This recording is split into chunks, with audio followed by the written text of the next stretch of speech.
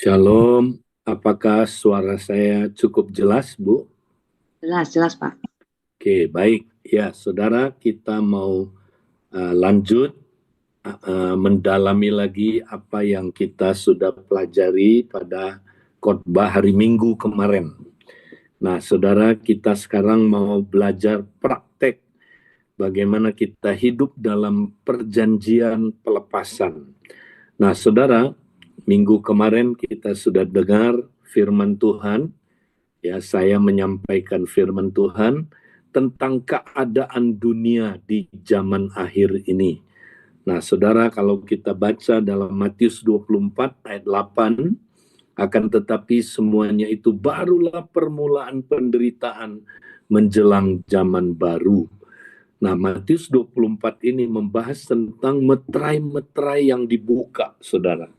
Ketika meterai-meterai itu dibuka, ada banyak penderitaan, masa yang sukar ya di dunia ini. Tapi kata Tuhan Yesus itu baru permulaan. Artinya ya itu belum apa-apa, masih ada lagi penderitaan yang lebih besar setelah itu. Nah, kemudian Paulus dalam 2 Timotius 3 ayat 1, ayat 2 dan ayat 5 mengingatkan kita, saudara, bahwa pada hari-hari terakhir akan datang masa yang sukar. Nah, ini dalam bahasa Yunaninya bukan sekedar sukar, tapi masa yang amat berbahaya, sangat berbahaya. Nah, kenapa berbahaya? Karena manusia mencintai dirinya sendiri. Itu dia. Ya, karena manusia berfokus kepada diri sendiri. Ya, bukan lagi kingdom tapi mandom, ya. Ya, berfokus kepada diri sendiri. Nah, akibatnya keluarga hancur. Ya, dan bukan hanya itu, gereja hancur, saudaraku. Nah, mari kita lihat kapan masa sukar dan berbahaya itu datang. Next, kita lihat. Nah, kalau kita perhatikan ini timeline-nya akhir zaman, saudara. Menurut 2 Timotius pasal 2 Tesalonika 2 ayat 1 sampai ayat 4 bahwa kedatangan Tuhan ya dan pengangkatan yaitu hari Tuhan itu terjadinya, saudaraku, adalah sesudah ada murtad ya dan antikris datang ke dunia ini 3,5 tahun. Nah, saudara, masa-masa itulah disebut masa yang sukar dan berbahaya. Nah, makanya kita mesti siap menghadapi masa yang sukar dan berbahaya ini. Karena ini sudah mulai terjadi, ya. Sudah mulai terjadi, saudara. Next, kita lihat seperti apa yang terjadi itu, saudara. Nah, kita tahu dalam Matius 24 ayat 3 sampai ayat 14, ya, ketika saudara Tuhan Yesus menjelaskan ya kedatangannya, saudara, tanda-tanda kedatangannya, di situ dia menjelaskan ada apa, saudara? Pertama, penyesatan. Nah, kalau ini di Wahyu disebut kuda putih, ya, penyesatan. Hari-hari ini ada banyak sekali penyesatan, saudara. Makanya saudara mesti hati-hati, ya, dengar YouTube, hati-hati. Jangan percaya aja sama apa yang saudara dengar. Mesti diuji, ya, karena penyesatan ada di mana-mana, ya. Nah, saudara, makanya jangan belajar, ya, belajar satu pengajaran itu sendirian. Hati-hati, saudara. Ya, kita seringkali sendirian, ya, nggak pernah ada komunitasnya, maka kita gampang disesatkan, ya. Bahkan saudara, ya, ada cerita salah satu Abalef, ada satu orang dia belajar sendiri terus, ya, lewat YouTube, akhirnya dia kena ajaran sesat, dia ikut nyebrang, ya, ikut ajaran itu, saudara. Nah, akhirnya Komselnya kirim 2 orang untuk menyelamatkan orang ini, saudara, dari ajaran sesat itu. Tapi 2 orang ini nggak pernah diperlengkapi. 2 orang ini juga nggak tahu benar-benar ajaran sesat itu seperti apa. Main pergi aja, ya, menolong orang ini. Malah 2 orang ini ikut sama orang yang udah kena ajaran sesat itu. Akhirnya bertiga sesat semua. Nah, saudara, makanya kita hati-hati, ya. Kita harus benar-benar jaga diri kita, jaga ajaran kita, ya. Karena dengan melakukan itu kita diselamatkan, ya. Jadi pengajarannya sesat, kita nggak selamat loh, saudara. Makanya hati-hati, jaga pengajaran saudara. Alkitab bilang begitu, ya. Nah, itu menimbulkan masa yang sangat saudaraku sukar hari-hari ini. Kemudian apalagi saudaraku, ada peperangan. Nah, ini kuda merah. Ya, peperangan di mana-mana. Ya, kita lihat ini sudah terjadi kan. Kemudian bukan hanya itu, ada lagi saudaraku kesulitan ekonomi. Ini kuda hitam, orang yang menunggang kudanya, memegang timbangan, ya, dan dia berkata secupak gandum sedinar harganya, ya, artinya 1 kilogram beras, kira-kira begitu, ya, harganya upah kerja 1 hari 1 dinar. Wow, ya, mungkin 100.000 gitu, saudara, ya, 1 kilo beras kan mahal sekali, saudara. Ini bicara tentang kesulitan ekonomi. Kemudian habis itu datang lagi, ya, saudara, masa sukar ini, ya, disebabkan oleh bencana alam. Nah, ini bicara kuda hijau kuning. Ya, ini bicara tentang kematian. Ya, orang mengalami banyak kematian lewat bencana alam. Ya, makanya banyak sekali gempa bumi.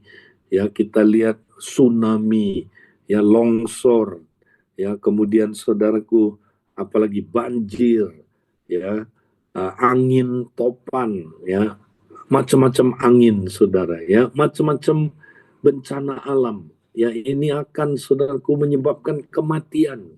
Bukan hanya itu, saudara, ya, katanya binatang-binatang keluar membunuh manusia. Binatang-binatang ini termasuk apa, saudara? Virus, ya, termasuk bakteri, ya, membunuh manusia. Ini penyakit menular. Makanya COVID-19 sudah terjadi dan mengerikan akibatnya. Itu baru belum apa-apa, ya, masih akan berekskalasi, saudaraku. Ini, ya, masa sukar itu terjadi karena, ya, saudaraku, ya, semua metrai-metrai itu dibuka, ya. Tapi itu, saudaraku, di luar manusia. Tapi saudara Paulus bilang ada yang lebih berbahaya. Nah, ini dia. Yaitu apa yang terjadi di dalam manusia. Pada akhir zaman manusia akan jadi egois, berpusatkan diri sendiri. Ini yang lebih ngeri, saudara. Kita sering pikir, oh, ngeri sekali akhir zaman, meterai dibuka. Oh, itu enggak terlalu ngeri, saudara. Ini yang paling mengerikan. Ya, manusia berpusatkan diri sendiri, egois. Akibatnya dirinya hancur, keluarganya hancur, dan gereja juga ikut hancur. Nah, ini lebih ngeri, saudara. Ini terjadinya di dalam kita. Nah, mari kita lihat apa yang akan terjadi pada, ya, manusia ketika, saudaraku, hal ini terjadi. Ya, next. Nah, manusia akan mengalami namanya gangguan mental. Nah, ini sudah terjadi, saudara, pada anak muda kita, Gen Z kita dan Gen Alpha kita. Hari-hari ini banyak gangguan mental, saudara. Ya, macam-macam penyakit mental. Ya, ada PTSD. Ya, ini saudara? Post Traumatic Syndrome Disorder. Ya, ini terjadi karena trauma-trauma. Manusia trauma, ketakutan, saudaraku, depresi. Ya, saya dengar, saudara, anak-anak muda sekarang umur 12 tahun udah minum pil antidepresi. Ya, umur 9 tahun udah berpikir bunuh diri. Bahkan 6 tahun kemarin, ya, kami camp anak muda, mereka cerita ada yang umur 6 tahun udah pikir mau mati aja, saudara. Ya, ini ngeri. Ya, ini belum pernah terjadi di zaman saya, saudaraku. Ya, macam-macam penyakit jiwa. Ya, ada schizophrenia, ada lagi, saudara, bipolar, ya, orang yang seneng, kalau seneng tahu-tahu mau bunuh diri. ya, dan benar-benar bunuh diri dia, saudara, ya.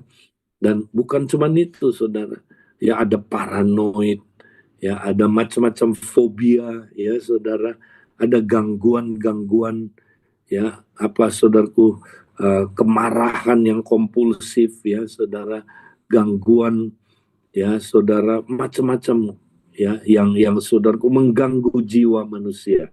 Nah, salah satu yang paling berkembang hari-hari ini namanya NPD, ya, yaitu narcissistic, ya, personality disorder, ya, atau gangguan kepribadian narsisistik, ya. Apa itu, saudara? Manusia karena berfokus ke mencintai dirinya sendiri, maka lama-lama dia, saudara, ya, terobsesi oleh diri sendiri. Ya, dia akhirnya merasa dirinya paling benar, orang lain salah semua. Ya, dia berfokus ke dirinya. Ya, dia menyukai dirinya, ya, lebih dari yang lain, saudaraku. Ya, nah, ini parah. Ya, ini bisa menyebabkan, saudaraku, orang menjadi, ya, sifatnya NPD ini, saudara, merusak orang lain. Ya, orang yang NPD itu nggak bisa bangun hubungan, saudara, karena dia narsis, fokus ke diri sendiri, egois. Ya, bisanya dirinya yang minta dilayani, dia nggak bisa layani orang lain. Ya, dia nggak bisa mencintai orang lain karena dia mencintai dirinya sendiri. NPD ini sangat berbahaya. Ya, saya punya teman psikolog, ya, Kristen, dia bilang kalau NPD ini secara psikologi, ya, kalau udah bersifat gaya hidup udah nggak bisa sembuh, nggak bisa katanya secara psikologi, ya. Tapi buat Tuhan tidak ada yang mustahil, ya, sama kayak penyakit kanker nggak ada obatnya, tapi bisa terjadi mujizat, saudara, ya. Nah, kalau kita ngerti menangani akarnya, akarnya tadi karena manusia mencintai dirinya sendiri, itu dia. Nah, saudara, ada cerita kemarin saya, ya, cerita di ibadah, ya, teman saya, hamba Tuhan loh, saudara, punya anak, ya, dia nggak hati-hati anaknya. Memang anak ini agak sedikit independen, ya, orang bule suka independen, saudara. Ya, dia nggak hati-hati, ya, dia main, ya, kenalan sama satu orang, orang ini baik sekali kelihatannya, saudara. Ya, di luar dia bisa sembunyikan, ya, dia itu begitu kayak rohani sekali. Wah, tertariklah anak ini kepada dia, akhirnya janji nikah, saudara. Padahal papanya udah mulai merasa nggak enak, tapi anak ini udah ambil keputusan dulu nikah sama orang ini. Ternyata dia NPD, saudara. Wow, hari ke-8 muncul gejalanya. Ya, dia akhirnya kontrol istrinya ini. Nggak boleh ketemu orang lain. Ya, dia merasa paling benar, istrinya salah semua. Ya, istrinya akhirnya stres, saudaraku. Berantem terus. Dia kalau berkelahi ngeri, saudara. Dia bisa cekek istrinya. Istrinya itu, saudara, akhirnya ketakutan, ya. Jadi bukannya bahagia, ketakutan, ya. Akhirnya istrinya nggak boleh ketemu keluarganya, dihindar, apa, dihalangi. Untung Tuhan kirim satu orang, saudara. Orang ini, singkat cerita, menyelamatkan anak ini, dibeliin tiket pesawat, dia bisa kembali ke rumahnya, dilaporkan ke polisi, akhirnya baru, saudaraku, ya, ditangani, dan dia akhirnya diselamatkan dari orang yang sangat mengerikan ini, NPD. Nah, saudara, ini banyak menghinggapi generasi muda kita, saudara. Ya, bahkan pendeta-pendeta ada yang NPD. Nah, dari mana itu asalnya? Karena manusia mencintai dirinya sendiri. Nah, makanya hari ini kita mau memperdalam, saudara, bahwa musuh kita yang paling besar adalah ego kita, saudara. Ya, next kita lihat. Ya, kita punya 4 musuh, saudara. Musuh kita siapa? Dosa, setan, dunia, dan kedagingan. Perhatikan, saudara. Keempat musuh kita ini, semuanya berkaitan sama ego, ya. Jadi saya kasih contoh dosa, ya. Dosa itu apa sih, saudara? Dosa adalah orang yang egonya independen. Ketika setan berhasil menggoda Hawa supaya dia independen dari Tuhan, maka Hawa jatuh dalam dosa, saudara. Orang yang berdosa adalah karena egonya independen. Jadi ego itu gini, saudara. Ego itu dia nggak boleh memerintah. Dia nggak boleh independen dari Tuhan. Kalau ego independen dari Tuhan, nah itulah yang disebut dosa. Ya, maka orang itu akan terus jatuh dalam dosa, saudara. Ego mesti diperintah oleh Kristus. Ego mesti dikuasai oleh Kristus. Karena ego adalah tuan yang jahat, tapi dia hamba yang baik, saudara. Jadi kalau ego kita diperintah oleh Kristus, dia jadi ego yang baik. Ya, tapi kalau dia saudaraku, dia independen dari Kristus, independen, nah dia jadi jahat. Itulah mulainya dosa, saudara. Nah, manusia berdosa karena egonya yang independen. Ya, bagaimana dengan setan? Nah, nanti kita lihat setan ini, saudara. Sama berkaitan sama ego, pikiran yang egois. Ya, kemudian saudaraku, bagaimana dengan dunia? Nah, dunia itu bukan soal kebendaan. Wah, dia duniawi, banyak banyak hartanya, makanya dia duniawi. Bukan. Dunia bukan bicara soal kebendaan. Dunia adalah apa, saudara? Ya, sebuah sistem yang mempengaruhi kita supaya kita hidup ya berdasarkan pikiran yang egosentris, supaya kita bukan ya bersifat God centered tetapi ego centered, ya, supaya kita berpikiran hidup berdasarkan pikiran-pikiran yang egosentris. Itulah dunia, ya. Nah, bagaimana dengan kedagingan? Sama. Kedagingan itu adalah keinginan ego, ya, keinginan yang egosentris, saudara. Ya, jadi kita masih punya tubuh kita ini punya keinginan. Nah, keinginan ini, saudara, ya, keinginan yang apa, saudara? Yang menyebabkan kita, saudaraku, sombong, ya. Keinginan, makanya itu kesombongan, keangkuhan hidup. Kemudian, saudaraku, egonya kalau jadi pusat, ego akan, saudaraku, mempunyai keinginan-keinginan daging, ya, dan keinginan mata, ya, saudara. Jadi, saudara, ini tiga, ya, saudaraku, keinginan ego kita, ya. Jadi empat musuh kita berkaitan sama ego. Nah, salah satu contohnya adalah setan misalnya. Nah, kita ingat cerita Matius 16, ya. Masih ingat Matius 16 cerita tentang bagaimana Tuhan Yesus sempat memuji Petrus. Karena waktu dia tanya, Petrus, menurut kamu siapakah aku ini? Petrus langsung menjawab, engkaulah Mesias, anak Allah yang hidup. Artinya apa, saudara? Petrus dapat pewahyuan dari Bapa bahwa Yesus itu bukan manusia biasa. Dia adalah Mesias, anak Allah yang hidup. Wah, Yesus bilang, Petrus, itu bukan dari kamu, itu dari Bapa yang di surga. Jadi dia dapat pewahyuan dari Bapa. Bapa lah yang menyatakan diri waktu itu. Tapi nggak lama sesudah itu, Yesus mulai menjelaskan bahwa dia akan mati di kayu salib. Ya, dan pada hari ketiga dia akan bangkit. Wow, Petrus tarik dia dan bilang, jangan, itu jangan terjadi padamu. Tapi Yesus berkata dalam ayat 23, maka Yesus berpaling dan berkata kepada Petrus, enyahlah iblis. Wow, Petrus ditengking, nyah kamu iblis.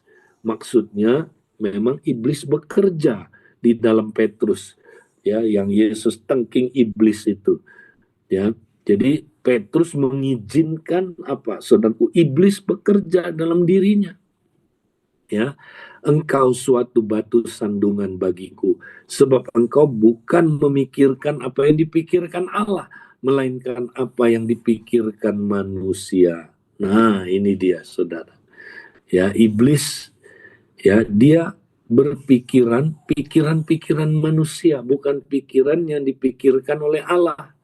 Ya, nah, jadi kalau kita, saudara, berpikir pikiran-pikiran manusia, ya, kita bisa dipakai iblis. Iblis bekerja dalam diri kita. Ya, makanya kita mesti buang, ya, apa, saudaraku, pikiran-pikiran manusia tadi itu. Nah, pikiran seperti apa? Nah, ayat 24, ya, kita lihat, saudara. Lalu Yesus berkata kepada murid-muridnya, setiap orang yang mau mengikut aku, ia harus menyangkal dirinya dan memikul salibnya dan mengikut aku. Jadi Yesus bilang, kalau kamu mau ikut aku, kamu harus menyangkal dirinya. Nah, dirinya ini egonya. Ya, diri itu bahasa Yunaninya ego. Jadi kita mesti sangkal ego kita. Berarti pikiran-pikiran yang dimaksud itu adalah pikiran-pikiran yang egosentris. Pikiran-pikiran yang egois. Nah, kita mesti sangkal diri. Ya, kita mesti die to self. Ya, dan bagaimana caranya memikul salibnya. Ya, kita mesti sangkal diri kita dan mati terhadap diri kita, die to self, yaitu memikul salib dan mengikut Yesus.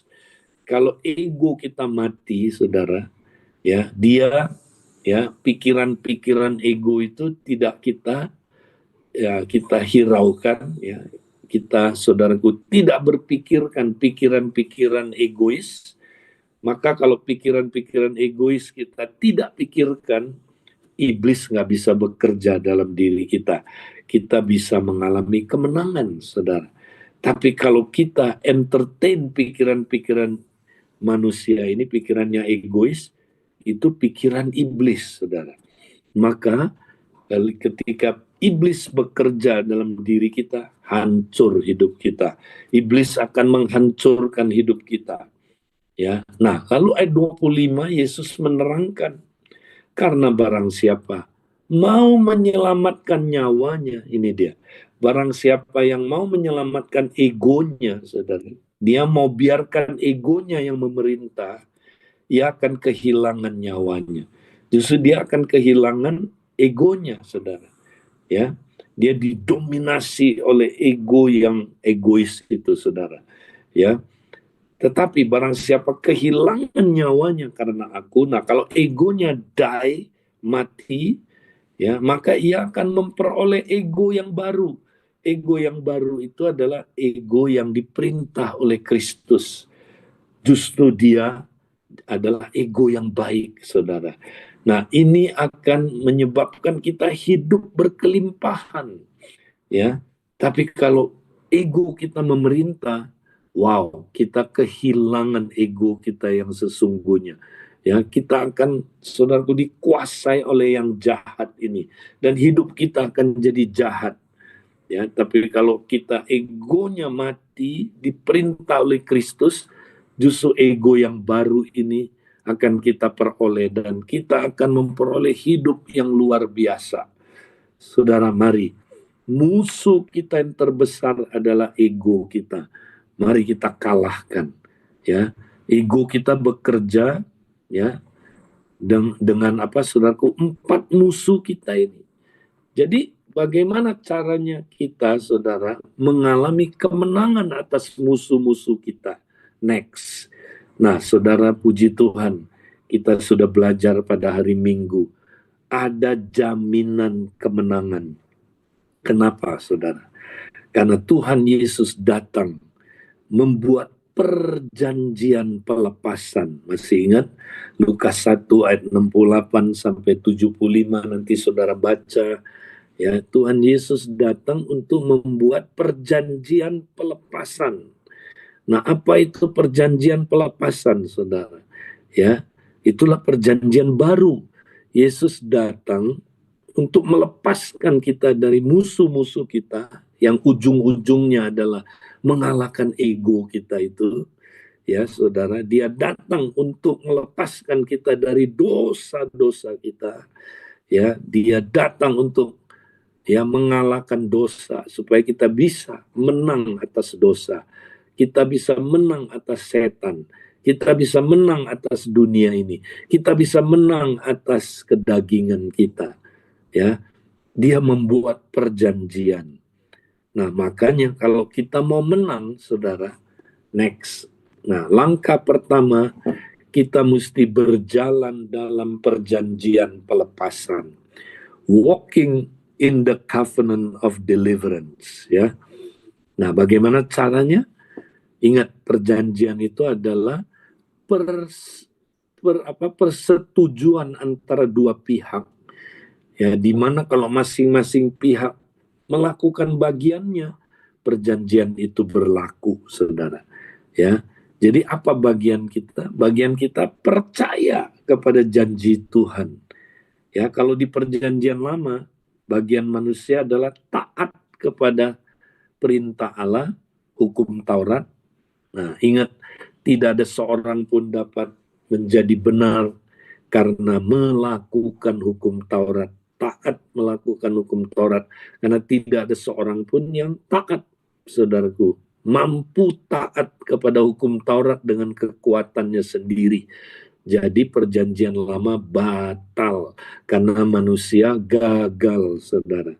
Maka Yesus ganti menjadi perjanjian yang baru. Nah, perjanjian yang baru itu bagian kita bukan taat dulu, saudara, tapi percaya. Saudara percaya nggak sama janji Tuhan? Ya, kalau saudara percaya, maka janji-janji Tuhan ini berlaku buat saudara. Sebab bagian Tuhan akan melepaskan kita dari segala musuh-musuh kita. Ya, dia akan lepaskan. Itu bagiannya dia. Bagian kita percaya dulu. Ya, dan setelah percaya kita bertindak, ya saudara. Tapi percaya dulu, apakah saudara percaya? Kalau saudara percaya terus, Tuhan akan melepaskan kita dari segala musuh-musuh kita. Nah, sampai kapan? Ayat ini berkata sampai seumur hidup kita, ya. Atau kalau kita udah nggak keburu meninggal, saudara, Yesus datang yang kedua kali. Ya, berarti sampai kedatangan Yesus yang kedua kali. Nah, ini yang harus kita pegang, saudara. Mari kita berjalan dalam perjanjian pelepasan. Nah, yang kedua, next. Masih ingat kemarin kita sudah membahas ini, ya, hari Minggu, 1 Tesalonika 5 ayat 9 sampai 11. Karena Allah tidak menetapkan kita untuk ditimpa murka, tapi untuk beroleh keselamatan oleh Yesus Kristus Tuhan kita. Ya. Nah, saudara, Yesus datang itu, dia mati di kayu salib supaya kita tidak lagi ditimpa dengan murka. Ya. Karena kita memang ditetapkan untuk tidak ditimpa oleh murka. Ya, murka Allah adalah buat orang-orang yang menolak Yesus sebagai Tuhan dan Juru Selamatnya. Satu hari kelak mereka akan ditimpa murka itu. Tapi kalau kita tidak lagi ditimpa oleh murka, karena Yesus sudah menggantikan kita menerima murka Allah itu. Sehingga kita tidak kena murka Allah dan kita memperoleh keselamatan. Itu janji Tuhan, saudaraku. Dan bukan cuma janji, ini kenyataan yang sudah kita, ya saudaraku, terima karena Yesus sudah mati dan sudah, ya, menanggung murka Allah buat kita, ya. Kemudian bukan hanya itu, ayat 10 yang sudah mati untuk kita supaya kita, entah kita berjaga-jaga, entah kita tidur, kita hidup bersama-sama dengan Dia. Puji Tuhan. Ya, Yesus mati supaya Dia hidup bersama-sama kita, kita bersama-sama dengan Dia, sehingga Dia tidak mungkin meninggalkan kita, saudara. Dia tidak akan meninggalkan kita, karena Dia sudah berdiam bersama-sama dengan kita. Nah, ayat 11 bilang, karena itu, karena hal-hal tadi itu, nasihatilah seorang akan yang lain. Jadi kita mesti terus saling menasehati. Kamu makanya jangan murtad ya, karena kamu tidak ditetapkan untuk ditimpa murka. Kamu pasti selamat karena janji Tuhan begini. Ya, Tuhan nggak pernah meninggalkan kamu. Ayo, kamu terus maju terus ya, walaupun sukar hidup di akhir zaman ini. Jangan takut, Tuhan tidak pernah meninggalkan kamu. Ayo, Tuhan bersama-sama dengan kita. Nah, kita ada di dalam komunitas ya, jangan tinggalkan komunitas. Saling membangunlah kamu ya. Kita mesti saling membangun supaya iman kita tambah kuat, tambah kuat, tambah kuat, sehingga kita, saudara, menghadapi masa sukar dan masa yang berbahaya ini, kita nggak menjadi apa, saudaraku, ya, akhirnya menjadi kecewa, lelah, dan kita murtad. Jangan, saudara. Kita tidak akan murtad kalau kita punya komunitas yang saling menasehati, saling membangun, berjaga-jaga di akhir zaman. Dan yang terakhir, yang terakhir, saudara, ya, kita harus saling tolong-menolong untuk mengalami pelepasan dari semua musuh kita. Ya, kita mesti saling tolong-menolong, saudara. Karena pelepasan itu proses. Ya, kita nggak sekali beres semuanya, enggak. Kita terus-menerus, saudara, dilepaskan dari hukuman dosa udah, tapi dari kuasa dosa kan kita proses ya, terus-menerus disucikan supaya lepas dari kuasa dosa. Ya, satu hari kelak kita akan lepas dari hadirat dosa. Ya, kita terus-menerus lepas dari apa, saudara, serangan setan. Ya, kita, saudaraku, ya, tolong menolong supaya kita jangan ada yang ya jatuh dan kalah karena serangan setan. Kita mesti tolong menolong ya. Kita juga tolong menolong lepas dari ikatan apa, saudara, ya, dari ikatan dunia ini ya. Kita saling mengingat, kamu hati-hati loh ya, jangan baca medsos, kamu ya terpengaruh, akhirnya kamu terseret ya, kamu lebih suka baca medsos daripada baca firman. Kami lebih suka ya nonton drakor daripada ya renungin firman. Ya, kamu lebih suka nonton TikTok daripada ya kamu merenungkan firman, berdoa. Ya, kamu lebih suka bergaul dengan orang-orang yang gak jelas daripada kamu setia ikut komsel, ikut kompak ya. Nah, kita mesti saling tolong menolong ya, terlepas dari dunia ini. Ya, kita mesti terlepas dari apa, saudara? Ego kita, dari kedagingan kita. Ya, kita mesti saling tolong-menolong supaya kita setiap hari, saudaraku, bisa berjalan dalam roh.